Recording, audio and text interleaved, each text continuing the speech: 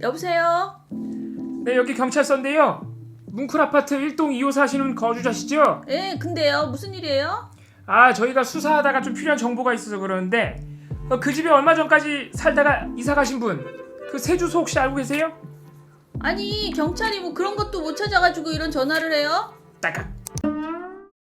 바로 이런 상황이 실제로 벌어졌습니다. 얼마 전에 7월 8일에 MBC 기자가 윤석열 씨의 부인 김건희 씨의 박사학위 논문의 어떤 허위 부실성을 취재하는 과정에서 그 지도교수, 논문 지도교수를 만나고 싶은데, 그래서 찾아다니다 보니까 거주지를 찾긴 찾았는데 그 이전에 살던 집이었던 것이죠. 네. 그래서 현재 살고 있는 분은 그 지도교수가 아니었던 겁니다. 그래서 그 지도교수가 이사간 주소를 알고 싶어서 현 거주자한테 전화를 했는데, 전화를 해서 경찰을 사칭해서 지도교수의 이사간 주소를 알아내고자 했던 겁니다. 이 거주자가 이상해서 번호를 역추적해서 알아봤더니 이게 기자였던 겁니다. 그래서 이게 아주 큰 논란이 됐고요. 예. 지금 MBC는 징계 절차, 진상조사 절차를 밟고 있습니다. 이런 식으로 검찰과 경찰을 사칭하는 등 굉장히 그 위법적인 이런 취재를 하는 역사들이 꽤 많더라고요. 그래서 저희가 오늘 일명 검경사칭 도둑취재 흑역사 넘버 5를 정리해서 알려드리려고 합니다. 1998년 있었던 일입니다. 국민일보의 한 기자가 대구대학교 감사 비리를 수사 중인 서울지검 동부지청의 박충근 검사실에 아침 일찍 몰래 침입을 합니다. 그래서 검사의 컴퓨터를 켜서 필요한 정보, 수사 정보를 프린트를 하다가 때마침 출근한 검사에게 딱 걸리고 말았습니다. 엄청 황당한 일이죠. 그래서 검사가 아주 불같이 화가 나가지고 이번만은 봐주지 않겠다. 그래서 이례적으로 건조물 침입 및 절도미수 혐의로 구속 신청까지 했습니다. 구속영장 신청까지 했습니다. 하지만 일주일 만에 풀려났고요. 당시 언론사들이 오히려 검찰이 기자를 때려잡기 위해서 오버하는 것이다, 이런 식으로 역프레임을 걸면서 검찰이 나중에는 더 소극적이 될 수밖에 없었던, 그래서 국민의 알 권리를 위해서는 이런 식으로 취재할 수도 있는 것이다, 이런 소리가 오히려 그 기자의 석방을 부르고 말았던 그런 일이었고요. 이후 재판을 거치긴 했습니다만은 결국에는 집행유예 1년으로 풀려났습니다. 제가 말씀드릴 4위는 도둑 취재가 아니라 그냥 도둑질입니다. 자, 최근 일인데요. 2018년 4월 종합편성 채널 TV조선의 기자가 당시 댓글 조작 사건으로 굉장히 떠들썩했던 드루킹, 그 드루킹 일당이 자리 잡고 있던 누름나무 출판사에 몰래 침입을 해서 태블릿 PC와 USB를 훔쳐나오는 일이 있었습니다. 이때 TV조선은 가지고 나오긴 했는데 보도에 쓰진 않았고 다시 제자리에 갖다 놨다, 이런 좀 허망한 사과 및 해명 보도를 했고요.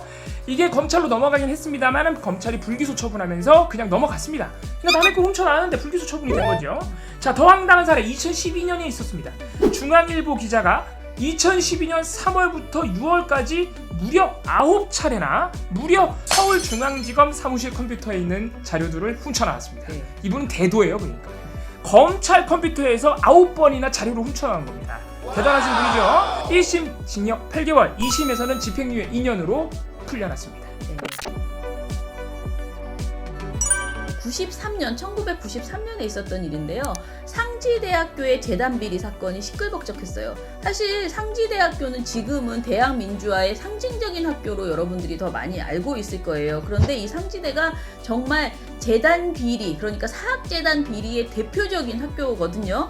이때 상지대가 김문기 그때 당시에 국회의원이었는데 이분이 이사장으로 있었어요. 근데 이 김문기 씨가 13, 14대 국회의원을 지내고 박정희 정권 때 중앙정보부와 청와대를 동원해서 10원 한 푼도 들이지 않고 상지대를 가지게 되었다고 합니다. 그런데 상지대를 가진 이후에, 그러니까 1974년부터 20년 동안 그 등록금, 학생 등록금의 절반 정도를 이 개인이 착복했다라는 이야기가 있어요. 1조 원 정도의 부동산을 가지고 있더라고요.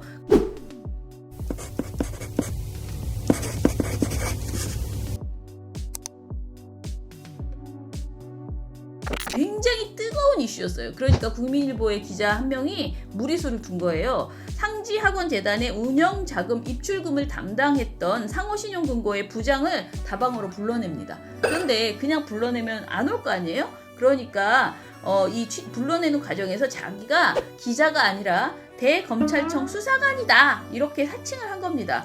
그러니까 나왔어요. 이 사람이 거의 취조 당하듯이 술술 다 풀어버린 거예요.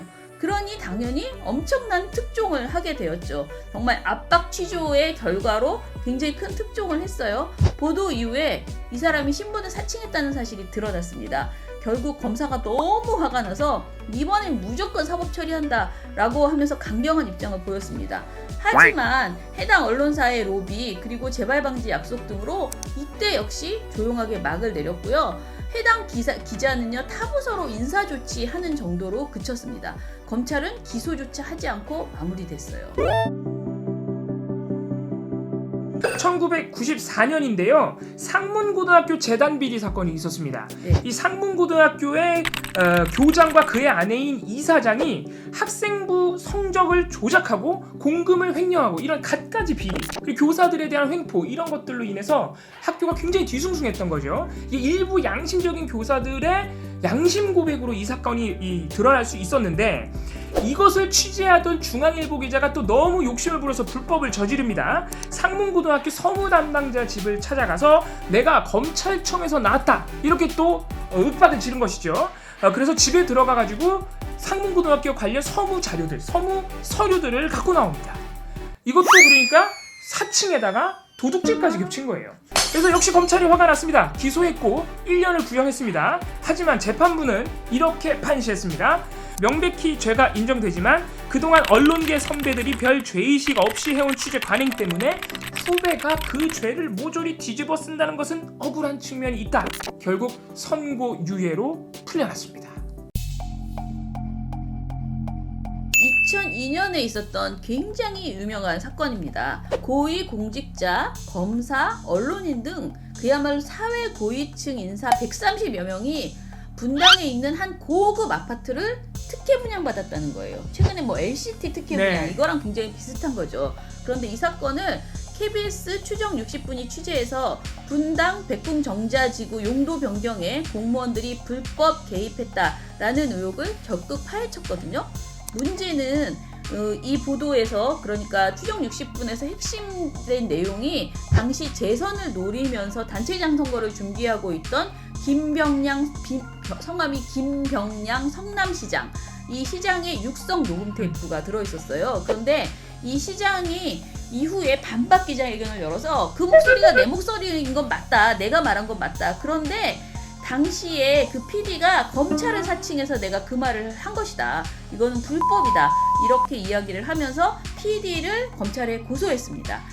그 이후에 이제 PD가 구속되었고요. 1심 벌금형에 이어서 항소심에서 선고유예 판결을 받는 일이 있었습니다. 네, 그러니까 지금 저희가 말씀드린 이 5가지 정도의 그 불법 취재 사례에서 결과적으로는 기자들이 모두 풀려났습니다. 네. 그런데 한 1, 2, 3위 정도의 사건들을 보면은 특히 1위 KBS의 특종이죠. 역시 아까 3위도 특종이었습니다. 특종 보도로 나간 거예요. 네네. 그게 그냥 특종, 그냥 흔한 단독도 아니고 우리 고위급들, 우리 사회의 권력층이 부패한 일을 보여주는 아주 중요한 공적 관심사였다는 맞습니다. 거죠. 네. 2002년 이 성남시 고급 아파트의 특혜 분양 사건, 이게 특혜 분양을 자기들끼리 해먹었다는 것뿐만이 아니고 그것을 위해서 공무원들이 지자체가 용도 변경 등의 그 특혜를 줬다는 거예요. 네. 그러니까 행정상으로도 부패했었다는 거죠. 네. 그것을 파헤치는 과정에서 검찰을 사칭한 겁니다. 언론인이. 그리고 이때 당시에 수사도 잘 되지 않아가지고 굉장히 이 보도가 아니었으면은 사실은 멈춰 있을 수도 있는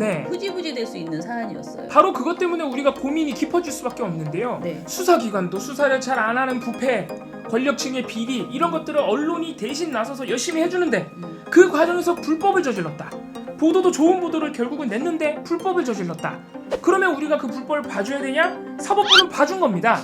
자, 그렇지만 우리가 검찰 사칭 또는 도둑질 이런 것들을 아무리 좋은 특종을 낸다고 해도 허용해서는 안 된다. 그 원칙을 더 이상은 미루면 안 된다는 겁니다. 앞으로 기자들이 이처럼 부적절한 짓을 해서 한마디로 위법적 불법적 취재를 해서 계속 이런 식의 특종을 가지려고 하는 것이 우리 사회가 계속 용인해도 되는 것인가? 이건 아니라는 거예요. 이건 정말 분명한 시대 정신인데요. 지난 1월에 한국기자협회와 한국인터넷신문협회가 언론윤리 헌장을 발표를 했어요. 그걸 잘 지키겠다. 이런 실질적인 결심을 기자사회 그리고 우리가 같이 해야 됩니다. 우리는 더 이상 이런 것을 용서할 수 없다라는 분위기가 분명하게 형성돼야 돼요. 저는 언론사들이 이런 윤리 규정을 잘 지키는지 체크하고 못 지킨 경우에는 보도에 당연히 사용하지 않아야 하고요. 그리고 사과하고 그 잘못된 행위를 한 책임자들은 모두 일벌백계 하는 분위기가 형성되어야만 한다. 이런 생각이 듭니다. 저희가 오늘 이렇게 언론계의 취재 관행 흑역사를 정리해 드렸습니다. 다음 시간에는 더 유익하고 재미있는 소식으로 찾아뵙겠습니다. 오늘 영상은 여기까지 하겠습니다. 안녕. 안녕.